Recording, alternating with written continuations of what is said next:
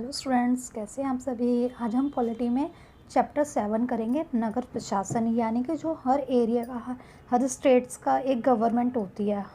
हर government में अपने छोटे छोटे शहरों में डिस्ट्रीब्यूट होते हैं एरिया।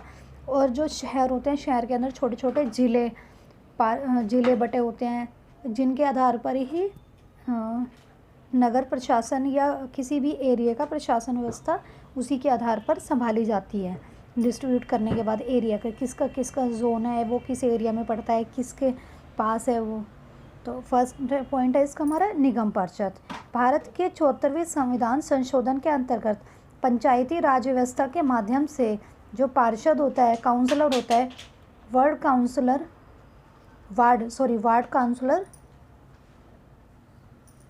काउंसलर का पद मुख्य रूप से स्थानीय शहरी शासन के अंतर्गत आता है, अर्बन लोकल बॉडीज़ में। इसका चुनाव जनता के द्वारा किया जाता है। इसके अंतर्गत नगर निगम, नगर पालिका, नगर पंचायत की व्यवस्था का आयोजन इसी आधार पर ही किया जाता है। पार्षद का चुनाव मुख्य रूप से उस क्षेत्र की जनता प्रत्यक्ष मतदाता या डायरेक्ट इलेक्शन के द्वारा करती है।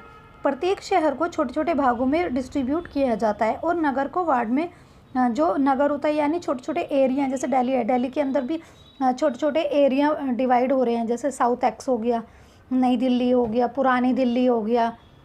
तो ये एरिया, उसके अंदर भी छोटे छोटे, जैसे शारदा एरिया है, उसके अंदर छोटे छोटे एरिया बटे हुए हैं। तो ऐसे ही नगर निगम के वार्ड भी विभाजित होते हैं और वो उसी आधार पर ही बांटे जाते हैं। प्रत्येक वार्ड के प्रतिनिधि को ही पार्षद कहा जाता है, जो एरिया का एक पार्षद जिसके एरिया में एक नेता नियुक्त किया जाता है। छोटे छोटे एरिया में एक नेता नियुक्त किया जाता है। उसका कार्यभार होता है सारे एरिया का काम करना, देखभाल करना सारी। तो उसको ही हम पार्षद कह सकते हैं, पार्षद या निगम पार्षद। प्रत्येक शहर को छोटे छोटे भागों में विभाजित किया जाता है तथा नगर को वार्ड में या मोहल्ले में विभाजित किया जाता है। प्रत्येक वार्ड के प्रतिनिधि को ही पार्षद कहा जाता है। हर वार्ड में एक पार्षद का चुनाव होता है। नगर निगम के कुछ निर्णय ऐसे होते हैं जो सारे शहर को प्रभावित करते हैं। ऐसे जटिल निर्णय पार्षदों के समूह द्वारा लिए जाते हैं। कुछ पार्षद मिलकर समितियाँ बनाते हैं जो विभिन्न मुद्दों पर विचार विमर्श करके निर्णय लेते हैं। जैसे एग्जाम्पल के लिए, एक बस स्टैंड को बेहतर बनाना, भीड़ भाड़ वाली जगह है वहाँ कचरा ना फैलाना, जो कचरा है उसको साफ़ करने के लिए गाड़ियों का प्रबंध करवाना, नाले की सफाई, पानी की सुविधा होना, सड़कों पर रोशनी की सुविधा होना, गली सड़कें टूटी फूटी ना होना, सही होना, सीवर की व्यवस्था करना। और आजकल तो अब इस समय गैस की लाइनों का भी स्टार्टिंग हो गया है। गैस की लाइन स्टार्ट हो गई है जो अंडरग्राउंड होती हैं। जब एक वार्ड के अंदर की समस्या होती है तो वार्ड के लोग पार्षद से ही संपर्क करते हैं। यानी कि किसी एरिया की जैसे लाइट ख़राब हो गई है, टूटी फूटी रोड हो रही है, नाले टूटे फूटे हो रहे हैं, पानी भर गया, जल भरा हुआ है, कहीं पर लाइट ख़राब हो गई है, लाइट की सुविधा नहीं आ रही है, या स्ट्रीट लाइट होती है, या जो रोड पे तार होती हैं, या घरों के जो तार होते हैं एक दूसरे से कनेक्ट होते हैं, वो नीचे लटके हुए हैं, ऊपर नहीं है। तो वो इनको बताना, संपर्क करना उनसे, निगम पार्षदों से, और वो उनकी सारी सुविधाओं को ठीक करते हैं। जैसे गंदा पानी आना, रोशनी, लाइट ख़राब होना, गली या रोड में खतरनाक तार जो लटक जाते हैं नीचे आ जाते हैं। जहाँ पार्षदों को समितियाँ एवं पार्षद विभिन्न मुद्दों पर निर्णय लेने का काम करते हैं, वहीं उन्हें लागू करने का काम आयुक्त या कमिश्नर और प्रशासनिक कर्मचारी करते हैं। आयुक्त व प्रशासनिक कर्मचारियों की सरकार द्वारा नियुक्त किए जाते हैं, जबकि पार्षद निर्वाचित किया जाते हैं। जो आयुक्त होते हैं और कर्मचारी होते हैं उसको तो गवर्नमेंट करती है, लेकिन जो निगम पार्षद होते हैं उसके इलेक्शन होते हैं। सारे वार्डों के पार्षद मिलते हैं और सबकी सम्मिलित राय से बजट के अनुसार ही पैसा खर्च किया जाता है। जैसे दिल्ली में केजरीवाल सरकार है इस समय, उनके निगम पार्षद है, वो एरिया में बटे हुए हैं और उनको बजट के बारे में बताया जाता है, और इसका नेता का ये बजट है या इस एरिया का ये बजट है, उसके आधार पर ही कार्यों को आगे बढ़ाया जाता है। पार्षद यह प्रयास करते हैं कि उनके वार्ड की विशिष्ट ज़रूरतें परिषद के सामने रखी जाएं, फिर ये निर्णय प्रशासनिक कर्मचारियों द्वारा क्रियान्वित किया जाता है।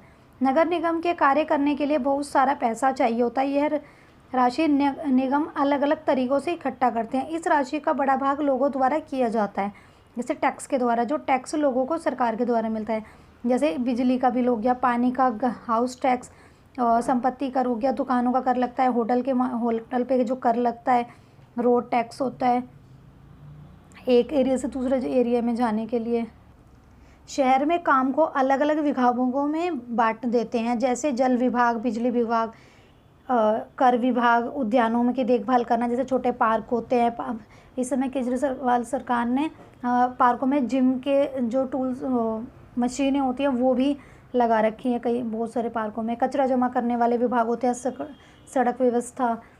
अब नगर निगमों ने कचरा उठाने व उसे ठिकाने लगाने के लिए पहले तो गवर्नमेंट जो कर्मचारी होते थे वो करते थे, लेकिन अब निजी ठेकेदारों को दे दिया है, जिससे कि वो और स्पीड से काम कर सकें। क्योंकि गवर्नमेंट होते थे वो सिलेक्टेड होते थे, लेकिन प्राइवेट जोन में आने के बाद वो लोगों को अपने अंडर नीचे काफ़ी कर्मचारियों को रख देते हैं, जिससे वो काफ़ी संख्या में हो जाते हैं और कूड़े को सभी जगह से उठा लेते हैं। और गाड़ियों की भी काफ़ी सुविधाएं कर रखी है पहले से। जो पहले सरकारी कंपनियां करती थी अब निजी कंपनियां करती हैं। ये इम्पोर्टेंट है।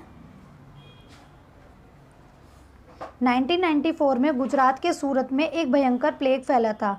प्लेग हवा के जरिए फैलता है। जिन लोगों को प्लेग हो जाता है उन्हें दूसरे लोगों से अलग रखना चाहिए। प्लेग एक बीमारी फैली थी जो कि हवा के थ्रू फैलती है और ये चूहे के ऊपर एक जुएं टाइप की पिस्सू होते हैं, उनसे फैलती है। जो चूहे छोड़ पड़े रहते हैं, जैसे पहले इतनी सुविधाएं नहीं थी, फैसिलिटी नहीं थी, तो जो चूहे वगैरह होते थे ये इधर से उधर घूमते रहते थे, जिसके कारण अगर एक चूहे पे प्लेग के बैक्टीरिया चढ़ जाते हैं तो वो सारे में घूमते रहते हैं, जिसके कारण और चीज़ों पे भी ये बैक्टीरिया उड़ जाते हैं, बैठ जाते हैं, तो जिसके कारण सारा वातावरण, खाना पीना, सब चीज़ें दूषित हो जाती है, जिसके कारण सभी बीमार हो जाते हैं।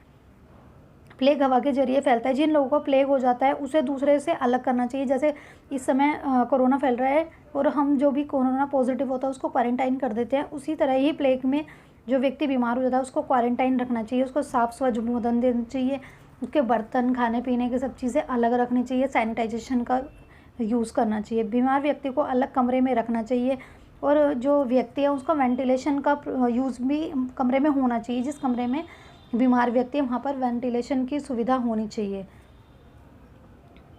बीमार व्यक्ति को अलग कमरे में रखना चाहिए, वह अलग खाना दिया जाना चाहिए। उस समय 3 लाख से अधिक लोग प्रभावित हुए थे और वो लाखों की संख्या में बीमार हुए थे हम सब लोग, और 3 लाख से ज़्यादा ऐसे लोग थे जो अपना एरिया छोड़कर, सूरत को छोड़कर वहाँ से दूसरी जगह चले गए थे।